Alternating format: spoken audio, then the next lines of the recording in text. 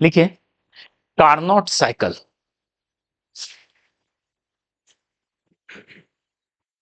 देखिए Carnot cycle JEE main के syllabus से हटा दिया, ठीक है, लेकिन इसको हम एज ए कार्नोट साइकिल नहीं पढ़ रहे हैं, एज ए नॉर्मल साइकिल पढ़ रहे हैं, जो साइक्लिक प्रोसेस का पढ़ रहे थे हम लोग। साइक्लिक प्रोसेस आइसोकोरिक आइसोबेरिक का लिए थे, आइसोथर्मल आइसोकोरिक और आइसोबेरिक का एक लिए थे, ठीक है। उसी तरह अब हम लोग एडियाबेटिक पढ़ लिए हैं, तो एडियाबेटिक और आइसोथर्मल का एक साइकिल लेते हैं, ठीक है, दो एडियाबेटिक और दो आइसोथर्मल मिलके, और ये एक फेमस साइकिल कहलाता है कार्नोट साइकिल। एक बहुत इंटरेस्टिंग साइकिल है, इसका एफिशिएंसी बहुत मैक्सिमम होता है, मतलब ये एक मैक्सिमम कैपेबल इंजन है, एफिशिएंसी ज्यादा है, मतलब ज्यादा कैपेबल है, तो इससे ज्यादा एफिशिएंसी नहीं हो सकता है किसी का, ठीक है। कार्नोट इंजन से साइकिल से ज्यादा एफिशिएंसी किसी का नहीं हो सकता। ये इस लॉ को बोलते हैं सेकंड लॉ ऑफ थर्मोडायनेमिक्स, मतलब सेकंड लॉ ऑफ थर्मोडायनेमिक्स घुमा फिरा के कार्नोट साइकिल पे ही आ जाता है, ठीक है, और ये है नहीं पढ़ना, लेकिन एज ए साइकिल हम इसको सीख सकते हैं। और वो साइकिल क्या है, कोई भी सैंपल ऑफ गैस लेते हैं, कोई भी सैंपल ऑफ गैस लेते हैं, कुछ भी हो सकता है, एन मोल्स, और इसका कुछ गामा है एडियाबेटिक एक्सपोनेंट, ये कार्नोट साइकिल हो रहा है इसके साथ, ठीक है। It execute cycle called Carnot cycle. मतलब क्या हुआ, इसमें टू एडियाबेटिक प्रोसेस है प्लस टू आइसोथर्मल प्रोसेस। और कैसा है साइकिल देख रहा है, देखो, जैसे स्टेट ए से, मान लेते हैं स्टेट ए से स्टेट बी गया, आइसोथर्मल एक्सपेंशन, ए से बी गया आइसोथर्मल एक्सपेंशन, अभी डायग्राम बनाएंगे तो समझ में आएगा। बी से सी गया एडियाबेटिक एक्सपेंशन, ठीक है, पहले आइसोथर्मली एक्सपेंड किया, फिर एडियाबेटिकली एक्सपेंड किया, सी ले लिए। अब सी से बी आया आइसोथर्मल कंप्रेशन, ठीक है, और डी से ए आया आइसो एडियाबेटिक कंप्रेशन, मतलब दो एक्सपेंशन और दो कंप्रेशन मिलके वापस ए पे चला गया, ठीक। अगर हम इसको ग्राफ में दें, दिखाएं, तो ऐसा कहानी है, देखो, इस कोरोना के टाइम में हटा दिया था शायद सिलेबस से, वरना निकालोगे पीवाईक्यू वगैरह, ठीक है, तो भरा पड़ा रहता था इससे क्वेश्चन, ठीक है। बगैर साइकिल साइकिल समझे भी लोग, एक फार्मूला था इफिशिएंसी ऑफ कार्नोट इंजन, लोग रट के चल जाते तो उसी से बना लेते थे, तो रटा हुआ क्वेश्चन रहेगा तब ना, लॉजिकल क्वेश्चन आ गया। जैसे जेई मेन में 2023-24 में डेरिवेशन बेस्ड क्वेश्चन आया, लिखा नहीं है कार्नोट, ये साइकिल दे दिया और जो क्वेश्चन पूछा भी हम बताते हैं, मतलब अगर आपको डेरिवेशन पता है तभी आप कर पाओगे, ठीक है, इसलिए प्रोसेस समझना जरूरी है। ए से बी, मान लेते हैं ये स्टेट ए है यहां, ठीक है, यहां से बी, यहां से बी स्टेट गया आइसोथर्मली एक्सपेंड, ठीक है। अब बताओ यहां से आगे बढ़ेगा तो आइसोथर्मल एक्सपेंशन होता है, आइसोथर्मल ऊपर लाई करता है, एडियाबेटिक नीचे लाई करता है, इसके नीचे चला जाएगा, ये क्या होगा, सी स्टेट, ये क्या होगा, एडियाबेटिक एक्सपेंशन। देखो ये ऐसे चलता, ये ऐसे चलता, उससे नीचे उतर गया, मतलब क्या हो गया, एडियाबेटिक।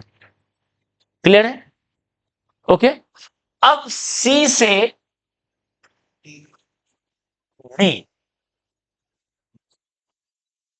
ठीक है, क्या हो गया, आइसोथर्मल कंप्रेशन, ठीक है, और उसके बाद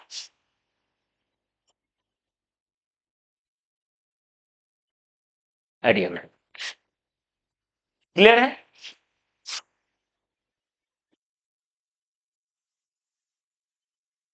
ओके।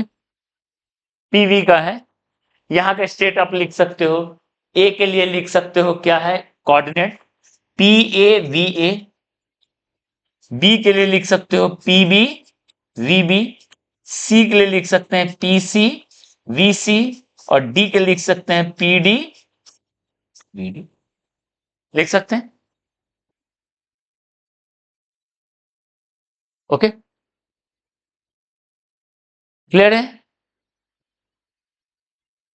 आइसोथर्मली पहले पहले तो आइसोथर्मल हुआ है तो ये लिखाएगा ए से B, P A V A equal to P V V B. B से सी ये हुआ A to B, A to B, ठीक है। बी टू सी पीवी, देखो PB VB power gamma equal to PC VC power gamma, ये हुआ B to C, हो गया, ठीक है। C to D P C V C equal to P D V D, ये हो गया सी टू डी, और D to A P D V D power gamma equal to,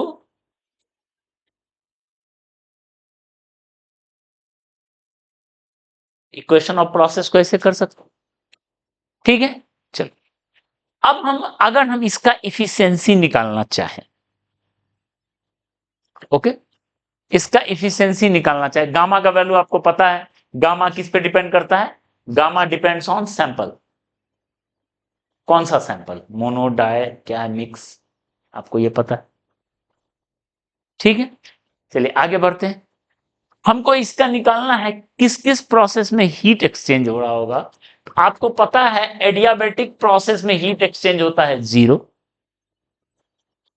D to ए हो गया हीट एक्सचेंज 0, ठीक है, okay, क्योंकि कौन सा प्रोसेस है ये, एडियाबेटिक। अब बचा ए टू बी, यानी क्यू आइसोथर्मल एक्सपेंशन में, तो ऑलरेडी पढ़ा चुके हैं आइसोथर्मल क्यू का वैल्यू होता है क्या, डब्ल्यू, क्योंकि डेल्टा यू क्या होता है 0, और इसका होता है एन आर टी, ठीक है, T log V final by, ठीक है, ओके। इस टेम्परेचर का नाम टी एच दे दिए, ए टू बी जो है temperature is equal to T H, constant temperature T H, ठीक है, ओके, ये हो गया हीट एक्सचेंज। और क्यू, अच्छा ये पॉजिटिव है कि नेगेटिव, ऑब्वियस है पॉजिटिव होगा, क्यों, एक्सपेंशन हो रहा है, वीबी ज्यादा है वीए से, मतलब हीट एब्जॉर्ब हो रहा होगा, इस प्रोसेस में हीट एब्जॉर्ब हो रहा होगा, क्लियर है। और किस टेम्परेचर पे, at temperature TH, at temperature TH, इसको हाई टेम्परेचर बोलेंगे, हाई टेम्परेचर पे हीट एब्जॉर्ब हो रहा होगा, सिस्टम जो है हाई टेम्परेचर पे हीट एब्जॉर्ब कर रहा है, ठीक है। अच्छा अब बचा क्यू, कौन सा प्रोसेस, सी टू नहीं, डी टू ए, तो डी टू ए तो 0 है, C to D, that is Q isothermal compression, isothermal compression N R, और सी टू डी हम जो टेम्परेचर ले रहे हैं उसका वैल्यू नाम दे दिए टी एल, लो टेम्परेचर, क्योंकि बता चुके हैं आइसोथर्मल का ग्राफ में जो नीचे होता है उसका टेम्परेचर लो होता है, जो ऊपर होता है उसका टेम्परेचर हाई होता है, ठीक है। तो सी टू डी है टेम्परेचर टीएल, और लो होगा, इससे कम होगा, ठीक है, N R T N log V final V D by V A, ठीक है, V D by V A, clear है, ओके। तो ये होगा नेगेटिव, क्योंकि वीडी का वैल्यू वीए से कम है, मतलब हीट में इसमें क्या होगा, हीट इज रिलीज, ठीक है, ओके। यानी इस प्रोसेस पे हीट रिलीज हो रहा होगा एट लोअर टेम्परेचर TL। तो पूरा साइकिल यही है, हाई टेम्परेचर पे हीट एब्जॉर्ब कर रहा है और लो टेम्परेचर पे हीट रिलीज कर रहा है, पूरा साइकिल यही है। ठीक है, क्लियर है, ओके। तो अब हम लिखते हैं इफिशियंसी। क्या है फॉर्मूला बताओ efficiency? 1 minus Q released by Q absorb, यही है।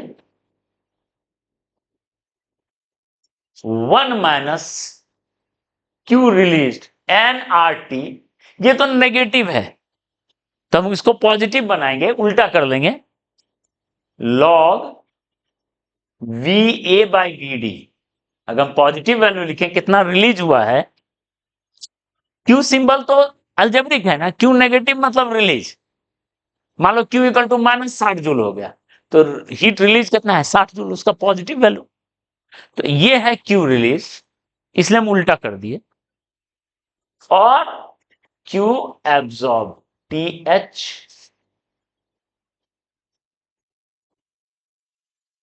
ठीक है, NR कैंसिल हो गया, दिखने में तो अजीब सा लग रहा है। Efficiency of Carnot equal to 1 minus TL by TH, नहीं T lower by high times, दिखने में लग रहा है VA by BD divided by log, ये हम यहां कुछ गड़बड़ कर दी क्या, VD बाई VC करेंगे ना, VD बाई VC ना होगा, VA कहां, VC होगा, VC होगा, सॉरी, VC बाई VD होगा, हाँ, लॉग VC बाई VD, ठीक है, बाय लॉग क्या है VB बाय VA, यही है, ठीक है, क्लियर है। तो देख के ही लग रहा है, पर क्या है कार्नोट में, ये इतना इंपॉर्टेंट है, तो चाहो तो इस रिजल्ट को यूज करके हम एक कंक्लूजन पे जा सकते हैं, और ये डायरेक्ट आया हुआ क्वेश्चन है, VC बाई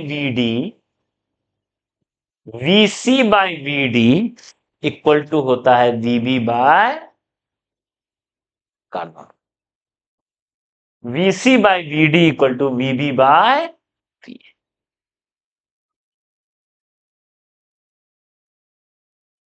ठीक है, इसको यूज करके कर सकते हैं, और ये जैसे पुट करेंगे तो ये टर्म क्या हो जाएगा, तो लोग कार्नोट का यही रिजल्ट याद कर लेते हैं।